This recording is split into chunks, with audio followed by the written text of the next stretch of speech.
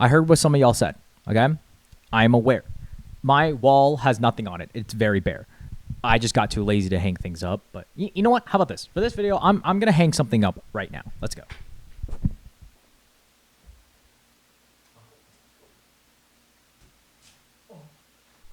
There. You happy? It's art.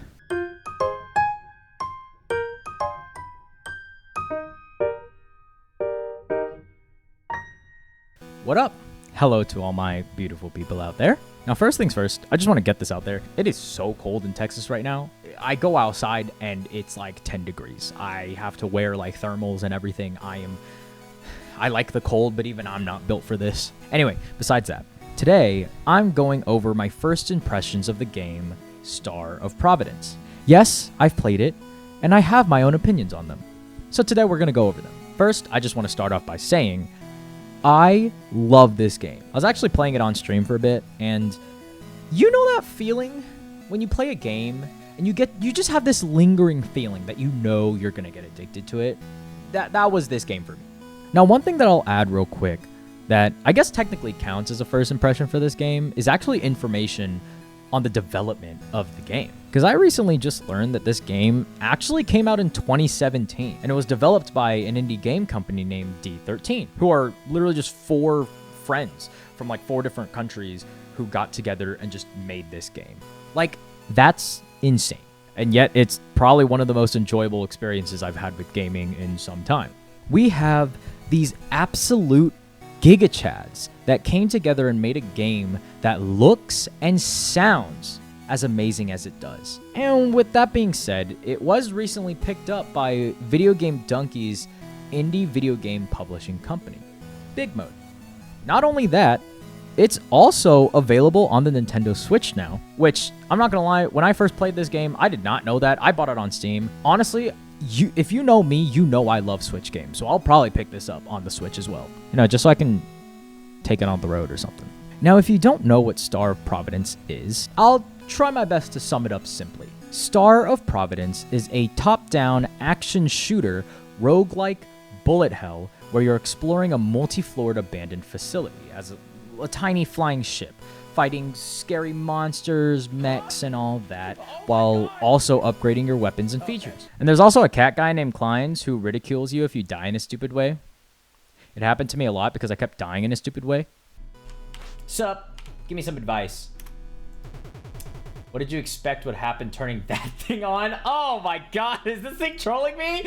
Now that pretty much explains the gameplay loop, and you know, obviously there's some more complexities to it, but this is more of like a simpler way if you were to get a child to explain it to you. Now, as of this moment, I probably have around 4 hours of gameplay in it, and I know some of you out there would probably say, oh, Rainbow, that's not that many hours into a game to make a video about it. Well, that's why this is not a review. It's more of like a first impressions of what I thought about it and my first experience with it. Especially because, and I'll just get this out, I'm not built to play roguelike bullet hell games. Like, I haven't touched Gungeon, I haven't touched Vampire Survivors, and all of those games, you know? My game of choice will always forever just be farming and lifestyle games, like Animal Crossing or Rune Factory. So diving into this, you can expect that I was a bit intimidated or even nervous if I'll even enjoy a game like this, because everyone knows, historically, I'm bad at video games. But when I tell y'all, something unlocked within me when I was playing this game. The controls and gameplay loop was simplistic enough to get a brain-dead noob like me going pretty fast. The first time you traverse the floors, it seems simple and easy for the most part. Then the more you play, it seems to get slightly more advanced as you encounter different enemies and weapons and all that. Team D13 somehow made this game feel so fresh and new, while also feeling vintage and nostalgic. It felt like Hades was transported to World War II in 1943 at the Battle of Midway, but in space. I think that made sense. I really hope it did. If you haven't played that arcade game, then it just sounds like I'm spouting a bunch of nonsense, which I guess technically I am. And every time I lost due to a stupid mistake, there was a little voice inside of me that just kept on saying, play again. Do it, coward. You won't. and then I'd feel challenged to get back in there.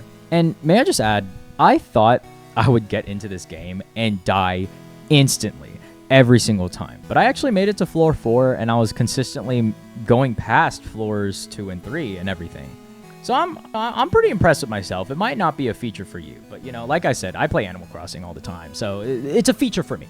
But besides that, the enemies were just so clever and creative, each having their own little quirks, especially Reaper, who looks like the face of an angel from Evangelion. My god, do I hate Reaper so much.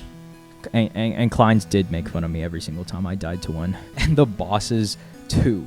Like, oh my gosh. There was so much to each of the bosses that it made each fight with them so interesting and hectic. Especially that fish. Like, oh my lord. I actually ended up beating it once, but it took all the brain power in the world to beat it, if I'm gonna be honest. I think one of my favorite aspects, which comes hand in hand with a lot of roguelike and bullet hells, is diving headfirst into a run and actively learning in real time what the enemies you encounter actually do. Whether it's learning new mechanics, getting new weapons, what bosses do, etc. There's just so much that you'll find from this game. Like capitalism, for instance. Considering you have the high-priced stores and everyone's favorite, Gamble! I actually got super lucky with the Gamba on my first run, but then everything after that, I probably wasted like 50k gold on gambling alone and not hitting anything. But it's fine. I don't have an issue. You do.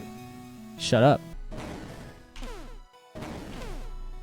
Just give it to me, man. Just give it to me.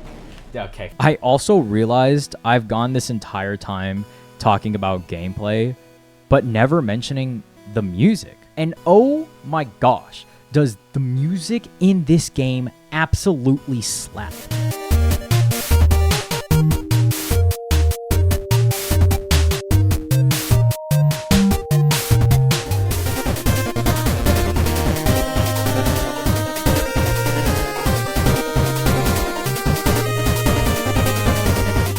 It is without a doubt just so fire.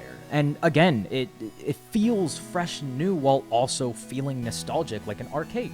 Almost like a Mother Undertale type of vibe, but still giving you enough energy to make it as exciting as a bullet hell.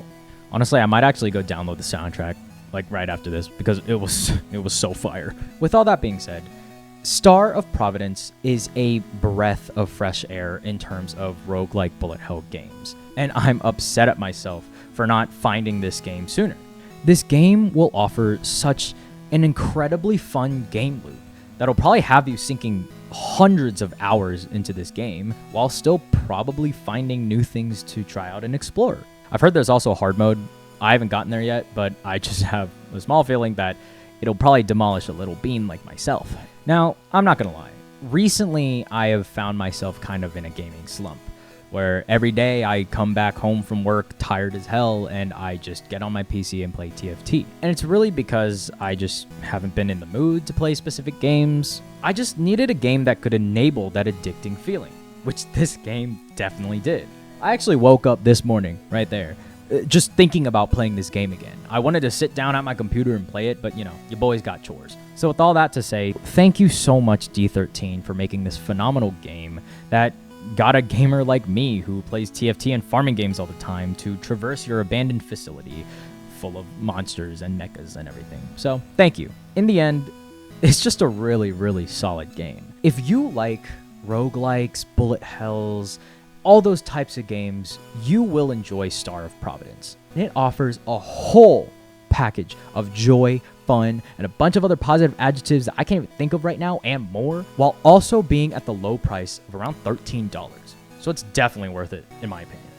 But of course, that's my time. If you enjoyed these first impressions, don't forget to like and subscribe. It really helps out the channel a lot. And comment down below if you plan on picking this game up. I'm hoping more people can pick up this game and enjoy it as much as I'm enjoying it right now. Also comment if you enjoy these types of videos. I'm really curious, and I always like hearing feedback from y'all. And one more note, I just wanted to say thank y'all so much for the love and support on my last yapping video. I couldn't even have imagined it getting as big as it did. So I just wanted to come on here, express my gratitude to y'all for sticking around and listening to me yap. Anyway, I'm gonna go play some more Star of Providence. So I'll see y'all in the next video. Peace out. Have a colorful day.